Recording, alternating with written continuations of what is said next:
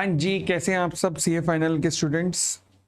चलो जी, आज हम शुरू करने जा रहे हैं सेबी आईसीडीआर। आईसीडीआर बोले तो issue of capital and disclosure requirement. Okay, जहां पर हम लोग चर्चा करेंगे कि कंपनीज किस तरीके से अपनी शेयर कैपिटल इशू करती हैं, कितने कितने तरीके हो सकते हैं, फिर शेयर कैपिटल इशू करने के लिए कौन कौन से कंडीशन सेटिस्फाई करनी पड़ती हैं। अब सेबी आईसीडीआर शुरू होने से पहले ये जरूरी है कि आपको कुछ उसके बेसिक कॉन्सेप्ट्स पता हों।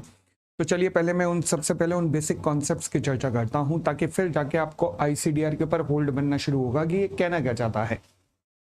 चलो जी, अब हम बेसिक कॉन्सेप्ट की चर्चा करते हैं। देखो जी, आप जानते हैं कि कंपनी जो है वो हो सकती है तीन तरीके की। अच्छा, कैसे?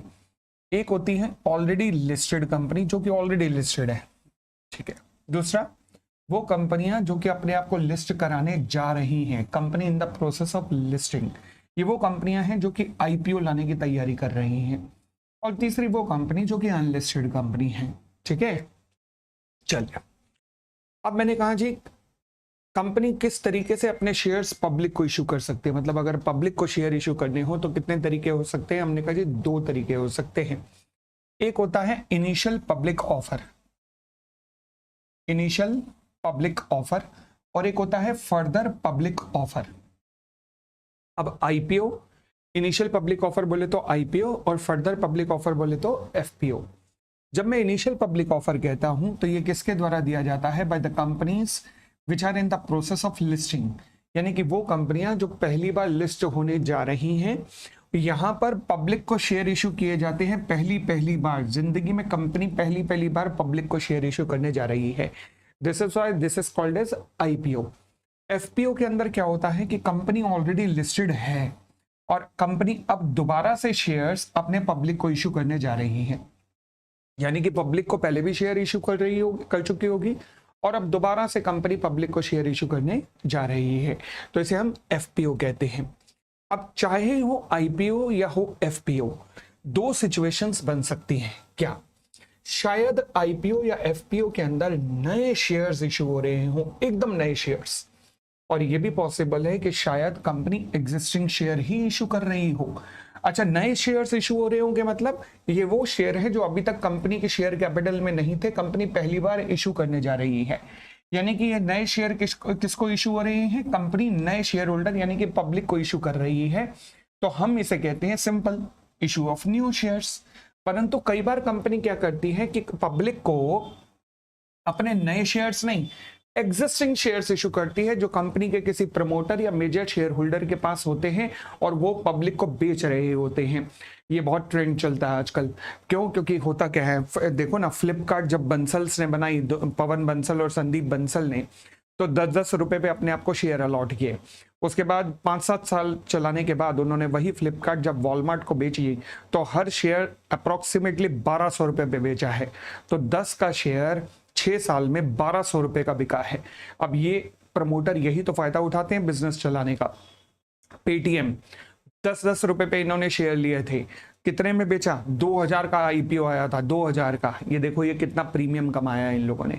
यहाँ पर प्रमोटर अपनी स्टेक बेचता है, ठीक है ना। तो इसे कहते हैं एग्जिस्टिंग शेयर। जो प्रमोटर के पास थे, प्रमोटर अपने शेयर बेच रहा है, किसको? नए शेयर होल्डर यानी कि पब्लिक को बेच रहा है। इसे कहते हैं offer for cell, offer for cell, ठीक है जी।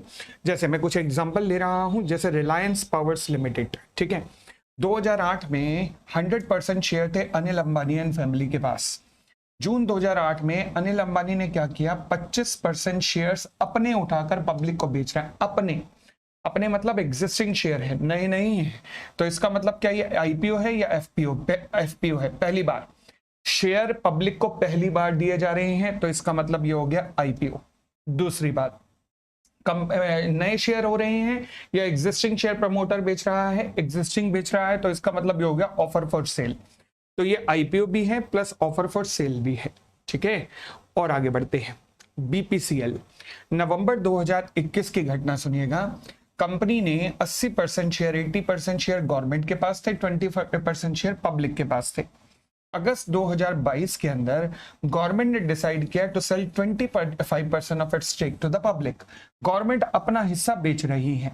क्या गवर्नमेंट पहले भी जनता को आप अपना हिस्सा बेच चुकी है? यस, क्योंकि 20% शेयर पब्लिक के पास थे, आज दोबारा बेचा जा रहा है। हाँ जी, तो in addition government also decide to sell 10 crore fresh share to the public. Oh, तो इसका मतलब अब क्या है, अब एफपीओ भी आया है, फर्दर पब्लिक ऑफर भी आया है, प्लस ऑफर फॉर सेल भी हो रहा है, plus issue of new shares भी हो रहा है। एफपीओ जो है वो इन the form of offer for cell come issue of new shares है। ठीक है, चलिए और आगे बढ़ते हैं। अब देखो जी, एक और नई चीज समझो, ये जो आईपीओ होते हैं या एफपीओ होते हैं ना, जब भी आज की डेट में पब्लिक को ऑफर किए जाते हैं तो दो तरीके से ऑफर किए जा सकते हैं। एक तो वो तरीका जो हमें बचपन से सिखाया गया था और जिसमें अकाउंट्स की एंट्रियों पे एंट्रियां हमसे बनवाई जाती थी, वो क्या कि बोलो 10,000 share at the rate of 10,000 share at the rate of 10, यानी कि प्राइस पहले से ही फिक्स होता था। जब ऐसा कोई डॉक्यूमेंट जिसके अंदर एकदम फिक्स प्राइस पहले से ही बता दिया जाता है कि लो जी ये प्राइस होगा और इसके ऊपर एप्लीकेशन देनी है तो देना, इस तरीके का डॉक्यूमेंट जिसमें पब्लिक को इनवाइट किया जाता था और प्राइस एकदम फिक्स पहले से ही होता था, इस डॉक्यूमेंट को हम नाम देते हैं प्रोस्पेक्टस। क्या नाम देते हैं? प्रोस्पेक्टस नाम देते हैं। पर फिर एक दिक्कत आने लगी। वो दिक्कत क्या थी? फॉर एग्जाम्पल मान लीजिए दिक्कत क्या आई, ये देखिएगा दिक्कत आई, ये problem in fix price issue. जब आप फिक्स प्राइस कर देते थे पहला, तो प्रॉब्लम क्या आती थी कि मान लीजिए हमारे पास दो कंपनियां हैं, एक है ए लिमिटेड, एक है बी लिमिटेड। इन्होंने शेयर इशू किए, इसने 10 लाख शेयर इशू किए, इसने 50 लाख शेयर इशू किए। एप्लीकेशन रिसीव हुई है पब्लिक से 50 करोड़ की, जबकि इशू 10 लाख किए थे, 50 करोड़ की एप्लीकेशन आई है। यहाँ 50 लाख शेयर इशू किए थे, पब्लिक से 10 लाख की एप्लीकेशन आई है। इशू प्राइस कितना था? 15 रुपए पर शेयर, और यहाँ पर था 1350 पर शेयर। अच्छा, अगर आप मुझे यहां पर कहेंगे कि ये इशू सक्सेसफुल रहा है या फेलियर, पहली नजर में आपको लग रहा होगा बहुत सक्सेसफुल है। सक्सेसफुल नहीं है, ये फेलियर है। क्यों? क्योंकि भाई इतना अंडर प्राइस्ड। अगर मैं अपने एसपीओएम का प्राइस 100 रुपए रख दूं और मैं कहूं कि मैंने 10,000 बच्चे इकट्ठे कर लिए, तो वो फेलियर है, क्योंकि प्राइस क्या है? 100 रुपए। ठीक है ना? तो ये अंडर प्राइस सी सिचुएशन, और ये वाली तो वैसे ही नजर आ रही है कि ये तो है ही ओवर प्राइस के कारण फेलियर। तो अब हुआ क्या? कंपनी की हालत यही हुआ करती थी, या तो अंडर प्राइस हो रही थी या ओवर प्राइस हो रही थी, और 10 साल तक हमारे देश में यही चलता रहा। अब इससे अवॉइड करने के लिए हमने इंटरनेशनल प्रैक्टिसेस अपनाई। अब इंटरनेशनल प्रैक्टिसेस क्या कहती थी? वो कहती थी एक काम करो, प्राइस आप मत बताओ, बल्कि ऐसा कुछ करो कि प्राइस पब्लिक आपको बताए कि आपके शेयर का प्राइस ये होना चाहिए। अच्छा, वो कैसे? तो हम फिर प्रोस्पेक्टस के अंदर प्राइस नहीं लिखेंगे, नहीं, आप जो डॉक्यूमेंट इशू करेंगे उसके अंदर प्राइस नहीं लिखेंगे, बल्कि आप प्राइस बैंड लिखेंगे। प्राइस बैंड मतलब रेंज, जिसमें एक रेंज होगी मैक्सिमम और एक होगी फ्लोर।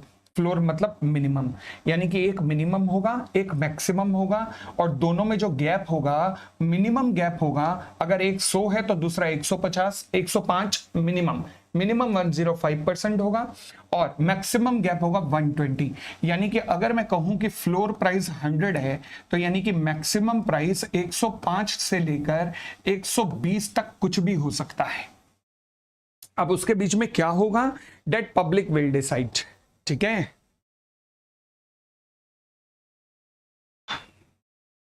तो अब हम फिक्स प्राइस नहीं कर रहे, अब हम प्राइस की रेंज बता रहे हैं।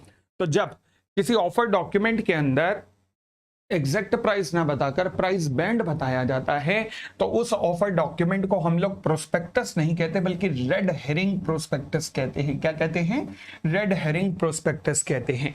ठीक है, और आगे बढ़े। चलिए, अब मैं आपके सामने दो कंपनीज रख रहा हूं, एक कंपनीज, एक पोपली इंडस्ट्रीज है, एक बीपीसीएल है। पोपली इंडस्ट्रीज की बात करूं तो इशू ऑफ शेयर्स हुए 1 लाख, और यहां पर 50 लाख। प्राइस था 50%, 50 प्राइस था 50, प्राइस था 100 to 105, प्राइस था 100 to 105। ठीक है जी। टाइप थे नए शेयर्स, और यहां टाइप थे एग्जिस्टिंग शेयर्स। अब मुझे बताइएगा, पोपली इंडस्ट्रीज क्या ला रही है? Company in the process of listing है। अच्छा, company in the process of listing, तो मतलब ये आईपीओ ला रही होगी। दूसरी बात, प्रोस्पेक्टस है या रेड हेरिंग प्रोस्पेक्टस? प्राइस दे रहा है एट द रेट ऑफ 50, तो यानी कि प्रोस्पेक्टस होगा। फिर नए शेयर्स इशू हो रहे हैं, यस। अब आओ बीपीसीएल पे। बीपीसीएल क्या हो रहा है, ऑलरेडी लिस्टेड है, तो अब क्या लाएगी, एफपीओ। फिर प्राइस है या प्राइस बैंड है, प्राइस बैंड है, तो यानी कि रेड हेरिंग प्रोस्पेक्टस इशू होगा। नए शेयर या एग्जिस्टिंग, एग्जिस्टिंग, तो यानी कि ऑफर फॉर सेल होगा। ठीक है, क्लियर। आगे देखो जी, ऐसा नहीं है कि आज के डेट में फिक्स प्राइस के इशू आ नहीं सकते, आ सकते हैं, वो भी एक तरीका है, आप फिक्स प्राइस के इशू ले आओ, कोई दिक्कत नहीं है। बट कंपनियां आजकल लाती नहीं है, ये और बात है। कंपनियां लाती कौन सी हैं, प्राइस रेंज वाले इशू लाते हैं। ठीक है, तो अगर मैं फिक्स प्राइस के इशू की बात करूं तो फिक्स प्राइस के इशू में कौन कौन सी स्टेजेस हो सकती हैं। देखिए जी, सबसे पहली स्टेज होती है, सबसे पहले प्रोस्पेक्टस को ड्राफ्ट करना पड़ता है। जब मैं प्रोस्पेक्टस की ड्राफ्टिंग की बात करता हूं तो ड्राफ्टिंग का तरीका सेक्शन 26 में दे रखा है, आपको 26 के अकॉर्डिंग ड्राफ्टिंग करनी पड़ती है। Section 26 of the companies act, तो उसके अनुसार आपको ड्राफ्टिंग करनी पड़ती है। उसके बाद एक्सपर्ट का ओपिनियन लेना पड़ता है। एक्सपर्ट बताता है कि भाई जो प्रोस्पेक्टस में लिखी गई बात है वो उसके अनुसार कितनी सच है, कितनी झूठ। फॉर एग्जांपल, कंपनी ने अपनी इंडस्ट्री पे कमेंट लिखे होंगे कि we are expecting our industry to grow by 40% per annum. Now the expert will provide a comment कि भाई उसकी नजर में भी ये 40% बढ़ सकती है या नहीं बढ़ सकती। एक्सपर्ट इस बात पे कमेंट पास करेगा। ठीक है ना, चलिए आगे बढ़ते। चलिए, तो एक्सपर्ट का ओपिनियन ना ऑप्शनल होता है, क्योंकि ये अपना ओपिनियन देने के 5-7 लाख रुपए चार्ज कर देगा। अगर कंपनी की रेपुटेशन ज़्यादा नहीं है तो अपनी बात में वजन डालने के लिए एक्सपर्ट का ओपिनियन लेगी, नहीं तो नहीं लेगी, बात बड़ी सीधी सी है। उसके बाद सेबी के अप्रूवल के लिए एप्लीकेशन फाइल की जाती है। सेबी अप्रूव कितने टाइम में कर देगा, 1 महीने के अंदर अंदर सेबी अपनी अप्रूवल दे देता है। उसके बाद एप्लीकेशन सबमिट की जाती है आरओसी को। जब आरओसी को सबमिट की जाती है एप्लीकेशन, तो आरओसी को सबमिट होने के 90 डेज के अंदर अंदर ये प्रोस्पेक्टस पब्लिक को इशू कर दिया जाता है। पब्लिक को इशू होने के बाद फिर पब्लिक एप्लीकेशन देना शुरू करती है। वो पहला दिन जब पब्लिक अप्लाई कर सकती है, हम उसे कहते हैं ओपनिंग ऑफ सब्सक्रिप्शन लिस्ट।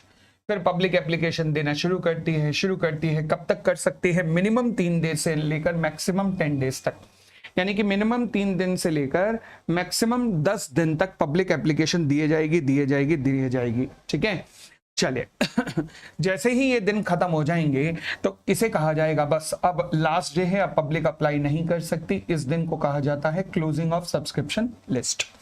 अब क्लोजिंग ऑफ सब्सक्रिप्शन लिस्ट आने के बाद फिर देखा जाता है कि क्या मिनिमम सब्सक्रिप्शन आई है। अगर मिनिमम सब्सक्रिप्शन आई है तो फिर कंपनी अलॉटमेंट ऑफ शेयर्स कर सकती है। ठीक है, ये फिक्स प्राइस के शेयर्स की सारी स्टेजेस हैं।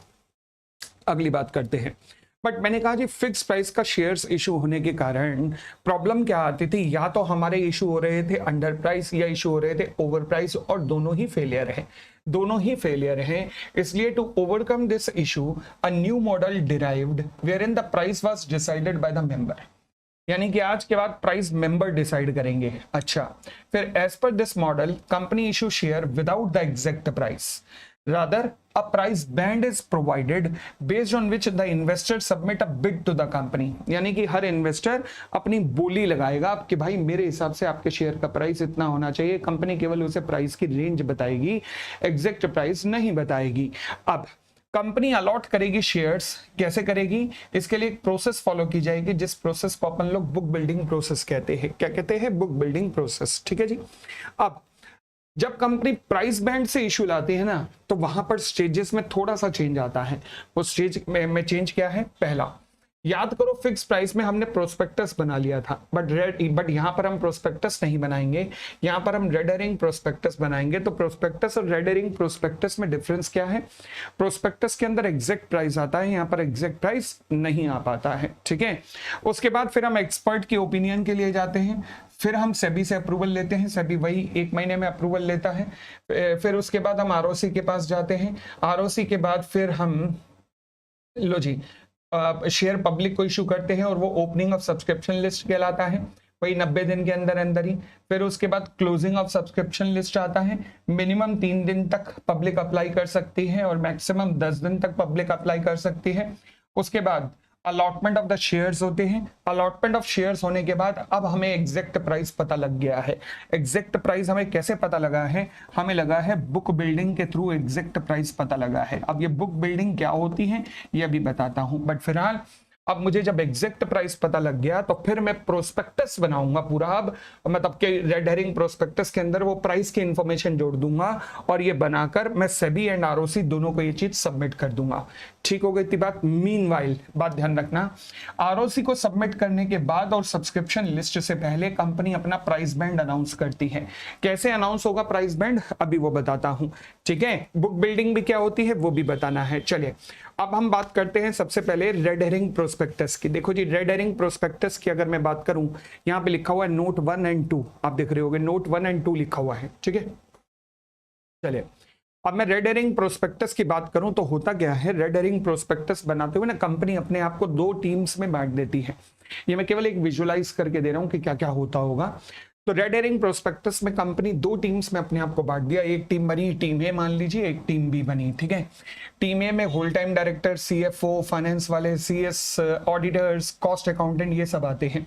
इनका काम होता है कंप्लायंसेस देखना, सारे कंप्लायंसेस देखना, रेड हेरिंग प्रोस्पेक्टस की ड्राफ्टिंग करना, सेबी के अप्रूवल लेना, आरओसी का सबमिशन करना, अदर एप्लीकेबल लॉ का कंप्लायंस करना।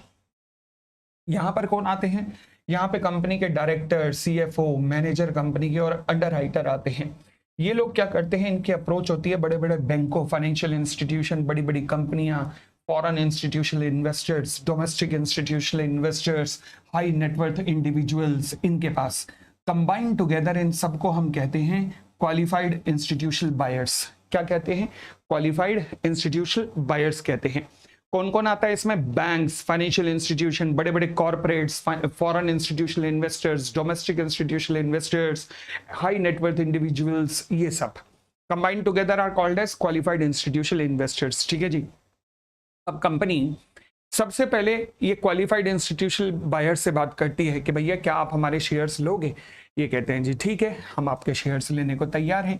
इनसे डिस्कशन करके एक प्राइस निकाला जाता है कि बोलो कितने पे हमारा प्राइस होना चाहिए। तो वो प्राइस निकाल के कंपनी एक सबसे बेस प्राइस डिसाइड कर दिया, अपना सबसे बेस प्राइस डिसाइड कर दिया कंपनी ने अपना, ठीक है। तो इसे क्या कहते हैं, floor price. Qualified institutional buyer से बात करके ascertainment of the floor price या फिर मिनिमम प्राइस हुआ। उसके बाद कंपनी ऐड करती है, ऐड कितना, मैक्सिमम 20% तक ऐड कर सकती है और मिनिमम 5% तक ऐड करती है, यानी कि या तो 120 होगा या 105 होगा। अब निकलता है कट ऑफ प्राइस और इस तरीके से एक प्राइस बैंड निकाला जाता है, ठीक है। तो यानी कि कट ऑफ प्राइस कैसे निकलता है, ये क्वालिफाइड इंस्टीट्यूशनल बायर से डिस्कशन करके अभी तक पब्लिक का कोई रोल नहीं आया है, अभी तक पब्लिक का रोल कोई भी नहीं आया है, ठीक है। और आगे बढ़े, चलिए अब क्या होता है। अब देखो जी, मान लीजिए प्राइस बैंड आपका आया 30 रुपए से 36 रुपए, 30 रुपए से 36 रुपए, ये आपका प्राइस बैंड आया। अब कंपनी की सपोज करिए कैपिटल रिक्वायरमेंट कितनी है, 150 करोड़ की। Price band qualified institutional buyer से डिस्कस करके हमने 30 रुपए निकाला होगा, फिर उस पर 20% अप किया तो 36 रुपए, और मतलब 6 रुपए ऐड किए तो मतलब 36 रुपए बन गया। अब कंपनी ने पब्लिक को कहा लो जी आप बिड सबमिट कीजिए। तो देखो पब्लिक ने बिड कैसे सबमिट की है, 30 रुपए लगाए हैं इतने शेयर्स ने, 31 रुपए पे एप्लीकेशन आई है, इतनों की 32 पे आई है, इतनों की 33 पे आई है, इतनों की 34 पे, इतनों की 35 की, इतनों की 36 पे, इतनों की, ठीक है। अब जरा क्यूमुलेटिव देखते हैं। क्यूमुलेटिव अगर कंपनी 36 का प्राइस कर देगी तो 36 के प्राइस पर 4 लाख या 40 लाख शेयर्स की एप्लीकेशन आई है। 40 lakh share at the rate of 36, क्या मैं कह सकता हूं कि मेरी कैपिटल रिक्वायरमेंट 150 करोड़ की पूरी हुई या नहीं हुई, नहीं हुई, नहीं हो पाई, नहीं हो पाई। ओहो, अब मुझे प्राइस कम करना पड़ेगा। मैंने प्राइस कम किया, मैंने कहा जी 35 का प्राइस करूं तो मेरी कितने शेयर्स की एप्लीकेशन आई, 30 लाख प्लस ये जो 40 लाख जिन्होंने 36 दे रहे हैं, ऑब्वियसली वो 35 भी तो दे रहे हैं, 1 रुपए पर शेयर उन्हें रिफंड कर देंगे हम, ठीक है ना। तो यानी कि यहां पर मेरे पास 70 लाख की एप्लीकेशन आई है, 70 lakh at the rate of 35। क्या मेरे पास 150 करोड़ बना, नहीं, अभी भी नहीं बना। मैं और ऊपर चलता हूं, लो जी, फिर अब हो गया 1.10 crore at the rate of 34। क्या मेरे पास अब 150 करोड़ बना, नहीं, अभी भी नहीं बना। माय गॉड, लो जी और ऊपर चलता हूं तो अब बन गया 6.10 करोड़ क्यूमुलेटिव में एट द रेट ऑफ 33। बताओ जी, अब मेरा बन गया, इनफैक्ट ज्यादा बन गया अब तो। अब तो ज्यादा बन गया है। अच्छा, तो अब कंपनी क्या करेगी, ये जो 33 से नीचे बिड लगी है 30, 31, 32, इनको तो 100% रिजेक्शन हो जाएगा। पॉसिबल है कि जिन्होंने पूरा प्राइस दिया हो उनको शायद 100% अलॉटमेंट हो जाए, और बाकी जो ये वाले हैं इनको प्रो रेटा अलॉटमेंट होगा, जो 12th में शायद आपने कभी पढ़ा होगा प्रो रेटा अलॉटमेंट, याद है? तो लो जी, और इस पूरी प्रोसेस को हम लोग नाम देते हैं बुक बिल्डिंग प्रोसेस।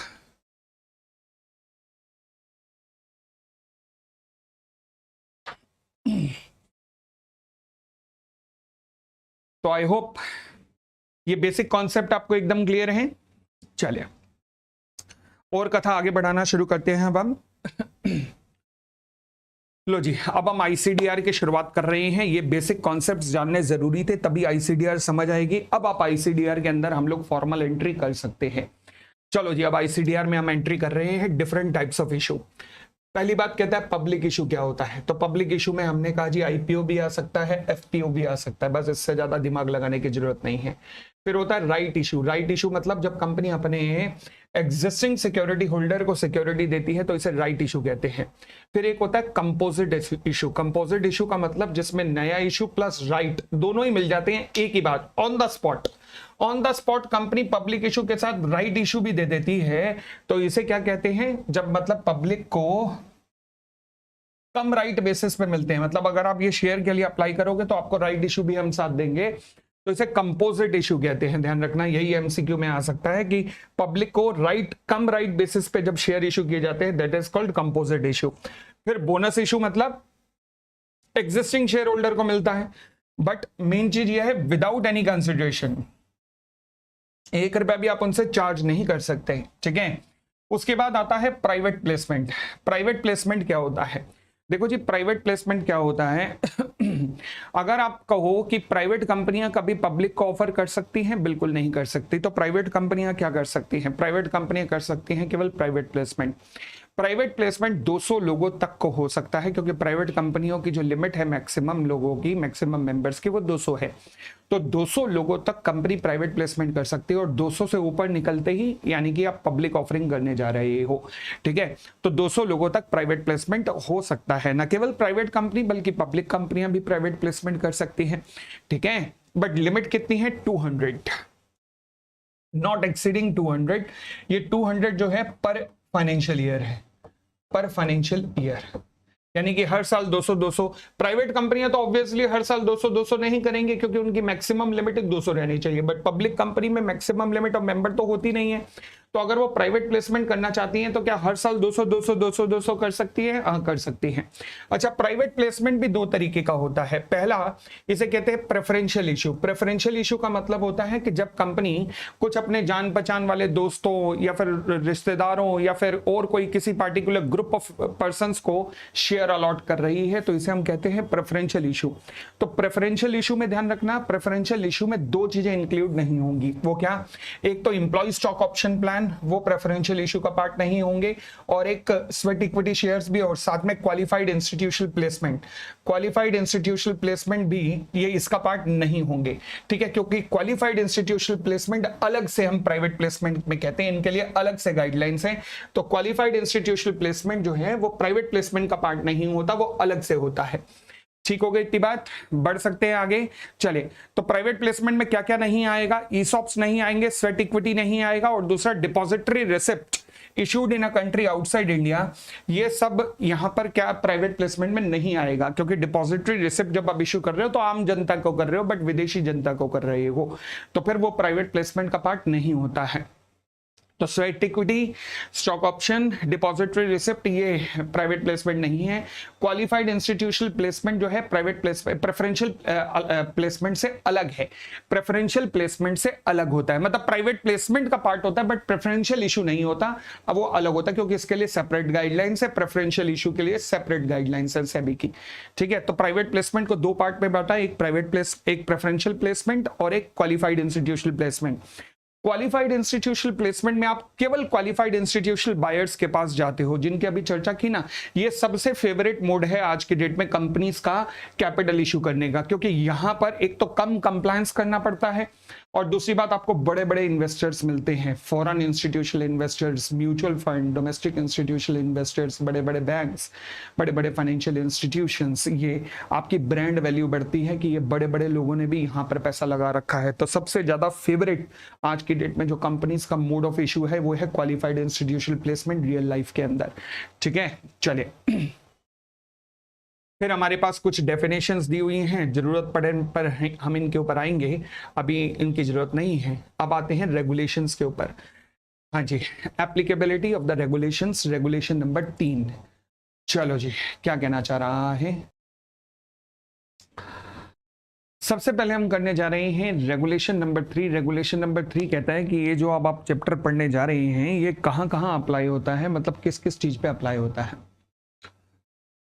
किस किस चीज पे अप्लाई होता है। देखो जी, पहला, these regulation shall apply to the following. पहला, आईपीओ के ऊपर अप्लाई होंगी। दूसरा, राइट इशू, जब कोई एग्जिस्टिंग लिस्टेड कंपनी इशू कर रही होगी राइट। अनलिस्टेड करे तो, अगर अनलिस्टेड ही है तो हम बातें क्यों कर रहे हैं सभी में, हम तो लिस्टेड की कंपनी की बातें करेंगे ना। यहां अनलिस्टेड जरूर लिखा हुआ है बट वो अनलिस्टेड है जो कि आईपीओ ला रहा है, और अगर अनलिस्टेड है ना आईपीओ ला रहा है तो हम उसकी बातें सभी में कर ही क्यों रहे हैं, समझ आई। तो इसलिए right issue by the listed issuer, अगर aggregate value of the issue 50 crore रुपए या उससे ज्यादा है। ओ, इसका मतलब है अगर राइट इशू 50 करोड़ से कम है तो इशूअर क्या करेगा, केवल एक लेटर ऑफ ऑफर बनाएगा और वो सभी के पास भेज देगा इंफॉर्मेशन के लिए कि हाँ जी ये लो, आपको बता रहे हैं कि हम ये राइट इशू करने जा रहे हैं। ठीक है जी, और वो सभी की वेबसाइट पे भी आ जाएगा, बस बाकी गाइडलाइंस की ऐसी की तैसी फॉलो करने की जरूरत नहीं है। फिर एफपीओ के ऊपर भी ये गाइडलाइंस लगेंगी, प्रेफरेंशियल इशू के ऊपर भी ये गाइडलाइंस लगेंगी, क्वालिफाइड इंस्टीट्यूशनल प्लेसमेंट के ऊपर भी ये गाइडलाइंस लगेंगी, IPO of Indian depository receipt, standard chartered bank India में आकर आईडीआर इशू करना चाहता है, लो जी यहाँ गाइडलाइंस लग जाएंगी। Standard chartered bank right issue करना चाहता है, गाइडलाइंस लग जाएंगी। एसएमई का पब्लिक इशू आ रहा है, यहाँ पर भी गाइडलाइंस लग जाएंगी। इनोवेटिव ग्रोथ प्लेटफॉर्म के ऊपर लिस्टिंग हो रही है, लो जी वो गाइडलाइंस लग जाएंगी। बोनस इशू दे दिए जा रहे हैं लिस्टेड कंपनी के द्वारा, अगेन अनलिस्टेड कंपनी से we are not concerned at all, तो फिर बोनस इशू लिस्टेड इशूअर के द्वारा दिए जा रहे हैं, वहां पर वो ये गाइडलाइंस लग जाएंगी। एमसीक्यू में पर्पस में इसमें से पूछा जा सकता है कि कहां पर ये गाइडलाइंस नहीं लगेंगी, ध्यान रखना। चले आगे बढ़ते हैं। फिर कहता है अब जी आया रेगुलेशंस, एलिजिबिलिटी रिक्वायरमेंट। हाँ जी, एलिजिबिलिटी रिक्वायरमेंट मतलब अब हम जो अब बात करने जा रहे हैं वो बात करने जा रहे हैं इनिशियल पब्लिक ऑफर की। लो जी लो, लो जी लो, लो जी लो, eligibility requirement, initial public offer की इनिशियल रिक्वायरमेंट, एलिजिबिलिटी रिक्वायरमेंट क्या है। देखो जी, कहता है जितनी भी मैं रिक्वायरमेंट कहने जा रहा हूं ना वो सब आपको किस दिन पूरा करनी है, जिस दिन आप ऑफर डॉक्यूमेंट बोर्ड के पास जमा करोगे। याद करो, चाहे फिक्स प्राइस का इशू था या प्राइस बैंड का इशू था, स्टेजेस क्या थी। सबसे पहले प्रोस्पेक्टस या रेड हेरिंग प्रोस्पेक्टस की ड्राफ्टिंग हुई, एक्सपर्ट का ओपिनियन लिया, सभी के पास लेके गए बोर्ड के पास, उसके बाद आरओसी के पास लेके गए। तो कहता है ये दोनों, ये सारी कंडीशन ना केवल बोर्ड के पास फाइलिंग के वक्त पूरी होनी चाहिए बल्कि आरओसी के वक्त जब फाइलिंग कर रहे हो आरओसी के पास तब भी पूरी होना चाहिए, यानी कि दोनों दिन ये रिक्वायरमेंट पूरी होनी चाहिए। अच्छा, क्या कहता है, कहता है जी वो एंटिटीज जो कि एलिजिबल नहीं है to make a initial public offer, ये सुपर डुपर पुपर से भी ऊपर इंपॉर्टेंट है ये आपके एग्जाम के लिए, एसपीओएम एग्जाम के लिए, ध्यान रखना। हाँ जी, कौन कौन सी कंडीशंस हैं जो कि, कौन कौन सी एंटिटीज हैं जो कि एलिजिबल नहीं है आईपीओ देने के लिए। अच्छा, an issuer shall not be eligible to make an IPO if, पहला अगर वो इशूअर मतलब वो कंपनी जो कि इशू ला रही है, ईश्वर मत समझ लेना ऊपर वाला नहीं, इशूअर है, ठीक है। प्रमोटर या प्रमोटर ग्रुप या उसके डायरेक्टर या फिर वो लोग जो सेलिंग शेयर होल्डर हैं, सेलिंग शेयर होल्डर मतलब जो ऑफर फॉर सेल ला रहे हैं, जो अपने एग्जिस्टिंग शेयर बेच रहे हैं, अगर उनको कैपिटल मार्केट में घुसने से सेबी ने रोक रखा है। फॉर एग्जांपल डीएलएफ ने एक पब्लिक इशू निकाला 2009 के अंदर, डीएलएफ के पब्लिक इशू में लिखा हुआ था, एक पॉइंट आता है सेक्शन 26 के अनुसार ड्राफ्टिंग होती है ना, उसमें एक पॉइंट आता है कि क्या आपके सब्सिडरी ने कभी कोई डिफॉल्ट किया है, डीएलएफ ने कहा नॉट एप्लीकेबल, पब्लिक इशू आ गया। फिर जाके उसकी सब्सिडरी कंपनी थी सुदीप्ता स्टेट, जिसके शेयर होल्डर ने कंप्लेन की सभी को कि इन्होंने झूठ बोला है। 35 करोड़ रुपए पब्लिक से इन्होंने इन्वेस्टमेंट मंगाई थी रियल एस्टेट प्रोजेक्ट के लिए, जो पैसा लेके कंपनी भाग गई है। फ्रॉड किया हुआ है कंपनी ने और इनके खिलाफ केसेस भी चल रहे हैं, बट कंपनी ने बताया नॉट एप्लीकेबल, हमने कोई भी फ्रॉड, हमारी केसेस सब्सिडरी के ऊपर कोई केस नहीं चल रहा है। सेबी ने इन्वेस्टिगेशन की, बिल्कुल ठीक था कि डीएलएफ की सब्सिडरी ने फ्रॉड किया था। कंपनी के MD KP Singh plus DLF दोनों के ऊपर 3 साल तक कैपिटल मार्केट को एक्सेस करने से बैन लग गया कि आप एक्सेस नहीं कर सकते, मतलब कैपिटल मार्केट में किसी कंपनी के शेयर वेयर नहीं ले सकते हो आप। ठीक है जी, चले आगे बढ़ते हैं।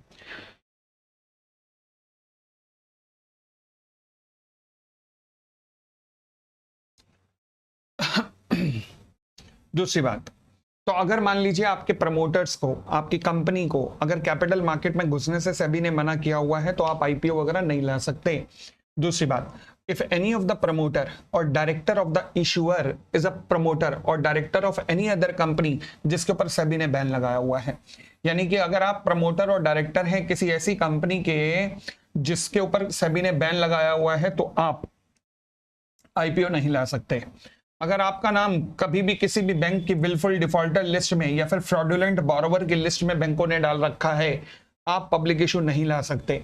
अगर आप ऐसे कोई व्यक्तित्व रहे हैं जो कि देश का पैसा लेके भागा है, फिग्यूटिव इकोनॉमिक ऑफेंडर, पैसा लेके भागा है, आप पब्लिक इशू नहीं ला सकते, पब्लिक इशू नहीं ला सकते। परंतु सेबी जब भी बैन लगाता है ना, तो 3 से 5 साल का बैन लगाता है, 1 से 5 साल का बैन लगाता है। सपोज वो बैन का पीरियड खत्म हो गया, तो इसका मतलब ये जो रेस्ट्रिक्शंस हैं, they shall not apply to the person और the entities mentioned therein who were debarred in the past by the board and the period of debarment is already over as on the date of the filing the offer document with the board।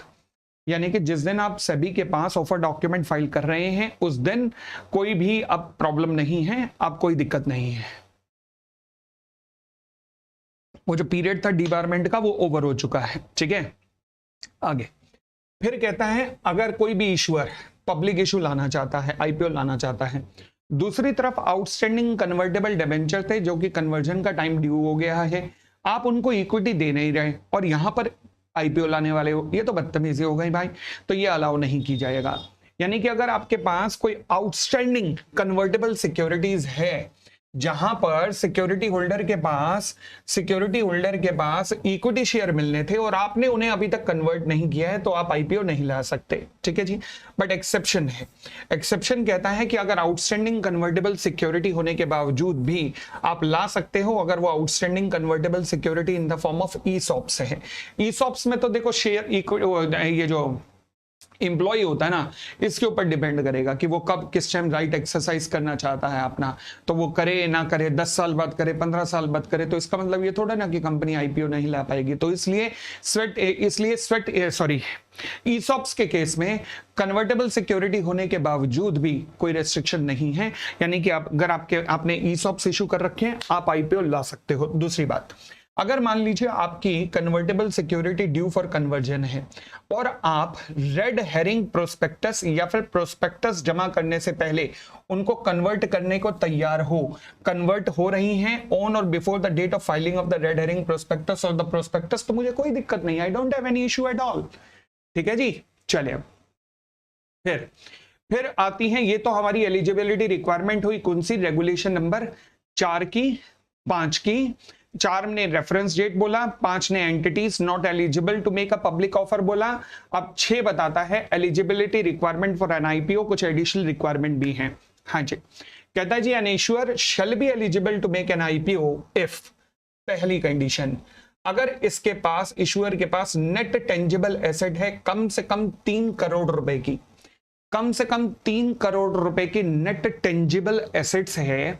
अच्छा, calculated on the restated and consolidated basis, restated मतलब adjusted as per the accounting standard and consolidated basis पे in each of the preceding 3 full year। यानी कि हर पिछले 3 साल में जो 12 month के होने चाहिए, हर एक साल में कम से कम 3 करोड़ की नेट टेंजिबल एसेट है। ध्यान रखना, नेट टेंजिबल एसेट 3 करोड़ की मिनिमम है हर साल में कम से कम, of which not more than 50% are held in the monetary asset, और जिसमें से 50% से ज्यादा मैक्सिमम 50% जो है वो हो सकती है आपकी कैश वगैरह के फॉर्म में, क्योंकि अगर 50% से भी ज्यादा कैश के फॉर्म में है तो आईपीओ क्यों ला रहे हो? पहले वाला तो कैश रखा हुआ है इतना, आईपीओ लाके क्या कैश का कोई गिनीज बुक में नाम लिखवाना है तुमने? तो इसलिए 50% से ज्यादा कैश में नहीं होना चाहिए टेंजिबल एसेट्स का। परंतु रुको हैंग ऑन, अगर 50% से ज्यादा कैश में पड़ा भी है कोई दिक्कत नहीं होगी अगर आपने प्रॉपर अरेंजमेंट कर रखा है, फर्म कमिटमेंट हो रखा है उस पैसे को यूज करने का। फॉर एग्जांपल आपने प्लांट एंड मशीनरी का कॉन्ट्रैक्ट कर रखा है, वैल्यू है प्लांट एंड मशीनरी की 100 करोड़, आपके पास ऑलरेडी पड़ा है 60 करोड़ कैश में पड़ा है। अब आप 40 करोड़ रुपए पब्लिक इशू के थ्रू इकट्ठा करके वो प्लांट एंड मशीनरी की पेमेंट करना चाह रहे हो, कोई दिक्कत नहीं है, हमें कोई दिक्कत नहीं है।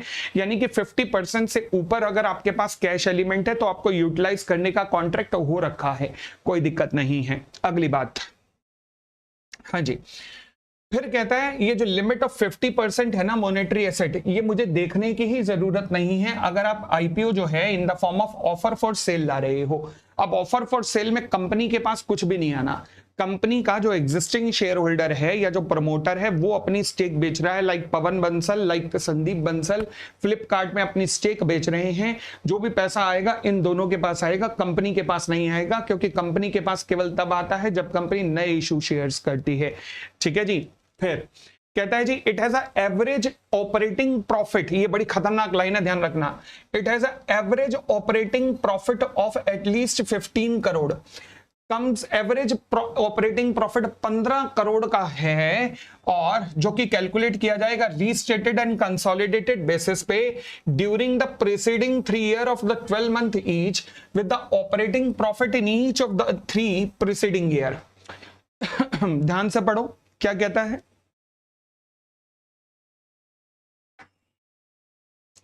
एवरेज ऑपरेटिंग प्रॉफिट है कितना? 15 करोड़ का एवरेज। हर साल ऑपरेटिंग प्रॉफिट है, यानी कि लॉस नहीं है, हर साल ऑपरेटिंग प्रॉफिट है, लॉस नहीं है, और एवरेज 15 करोड़ है।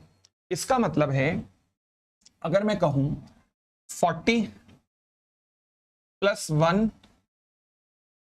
+ 4, कंडीशन पूरी है? यस। 40 + 1 41 + 4 45 डिवाइडेड बाय 3 15 करोड़ बन गया। ठीक है, प्रॉफिट होना चाहिए। फिर अगर मैं कहूं 50 -15 + 10, लो जी बन गया 45 बन रहा है ये भी, बट लॉस है, नहीं ला सकते। समझ गए? क्लियर है इतनी बात? चलिए, हर साल में ऑपरेटिंग प्रॉफिट चाहिए, पिछले 3 साल का एवरेज 15 होना चाहिए। आगे, एंटिटी के पास नेटवर्थ है कम से कम 1 करोड़ रुपए की in each of the preceding 3 year. हर साल में कम से कम 1 करोड़ रुपए की नेटवर्थ है। जब मैंने कहा जी नेट टेंजिबल एसेट्स की बात की, तो नेट टेंजिबल एसेट्स भी आपको कब देखनी है? It has a net tangible asset of at least 3 crore rupees calculated on a standalone and restated and consolidated basis each of the preceding 3 year। ये भी each year में देखनी है, ध्यान रखना, ये भी each year में देखनी है। एवरेज ऑपरेटिंग प्रॉफिट पिछले 3 साल का एवरेज देखना है, और प्रॉफिट ईच ईयर में होना चाहिए। एवरेज वैसे 15 करोड़ होना चाहिए। फिर नेटवर्थ हर साल में देखनी है, 1 करोड़ रुपए होनी चाहिए पिछले 3 साल में। फिर अगर कंपनी ने रिसेंटली अपना कभी नाम चेंज किया है, मान लीजिए अगर मैं कहूं कि सेंचुरी टेक्सटाइल्स लिमिटेड, अच्छा नाम से ही पता लग रहा है टेक्सटाइल करती होगी, बट कंपनी ने रिसेंटली टेक्सटाइल का बिजनेस बंद करके क्या कर दिया? सीमेंट प्लस रियल एस्टेट में शुरू कर दिया, और मुंबई के अंदर बहुत बड़े थाने के अंदर बहुत बड़े बड़े रियल एस्टेट प्रोजेक्ट लॉन्च कर दिए। बिरला ग्रुप की कंपनी है, नाम सेंचुरी टेक्सटाइल है, but they are into cement plus real estate now. अब कंपनी ने अपना नाम चेंज किया, अगर कंपनी आईपीओ लाने जा रही है तो ठीक है।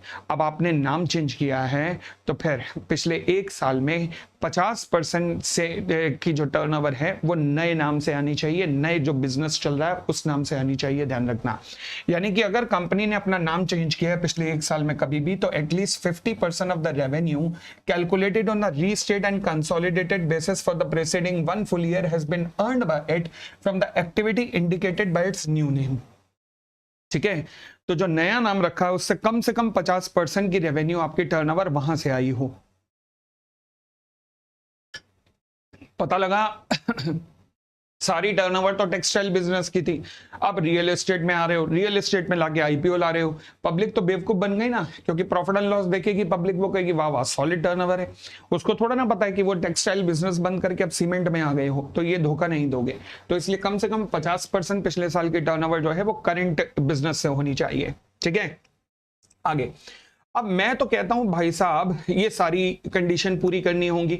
अच्छा, मैं अगर ये आपसे पूछूं कि मान लीजिए कंडीशन पूरी नहीं कर पा रहा है कोई, अगर कोई इशूअर ये कंडीशन पूरी नहीं कर पा रहा है तो मतलब उसकी लाइफ झंड है, उसको क्या करना चाहिए, मतलब आत्महत्या कर ले बेचारा हो, क्योंकि वो नहीं कंडीशन पूरी कर पा रहा, ऑपरेटिंग प्रॉफिट की और बाकी कंडीशन पूरी नहीं कर पा रहा। लॉ कहता है जिंदगी का कभी अंत नहीं होता, रुक जा हम तेरे को बताते हैं क्या कर। अब मान लीजिए कि इनमें से अगर कोई भी कंडीशन पूरी नहीं होती तो मतलब आईपीओ नहीं ला सकते, जिंदगी एकदम मेरी झंड है, नहीं नहीं नहीं, ऐसा कुछ नहीं है।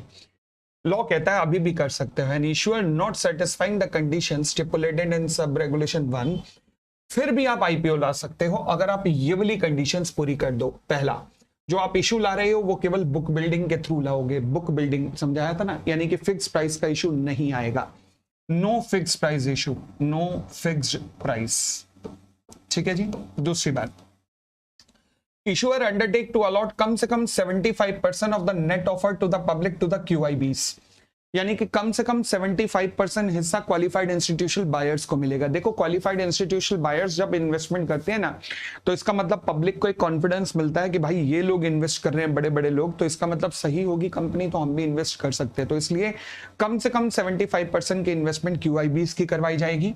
एंड अगर वो पैसा नहीं लाते तो फिर refund the full subscription money if it fail to do so, मतलब अगर पैसा इकट्ठा किया है 75% नहीं आ पाया क्यूआईबी से, तो सारा पैसा आपको उठाकर रिफंड करना पड़ेगा। ठीक है जी। तो यानी कि अगर ऊपर दी गई कंडीशन पूरी नहीं हो पा रही, फॉर एग्जांपल आपके पास नेट टेंजिबल एसेट्स नहीं है 3 करोड़ की, नेटवर्थ 1 करोड़ की नहीं है, ऑपरेटिंग प्रॉफिट 15 करोड़ का एवरेज नहीं है, तब भी ला सकते हो, कोई दिक्कत नहीं, जिंदगी का अंत तब भी नहीं हुआ है। ठीक है जी, क्लियर। चलो जी, तो हम आज की ये पहली क्लास आज यहीं तक ही करेंगे, अब कल से हम आगे शुरू करेंगे इसके आगे के पॉइंट। आज के हम क्लास को पहले यहीं पर ही पहली क्लास को हम यहीं पर अंत करते हैं। धन्यवाद, धन्यवाद, thank you, bye bye, take care.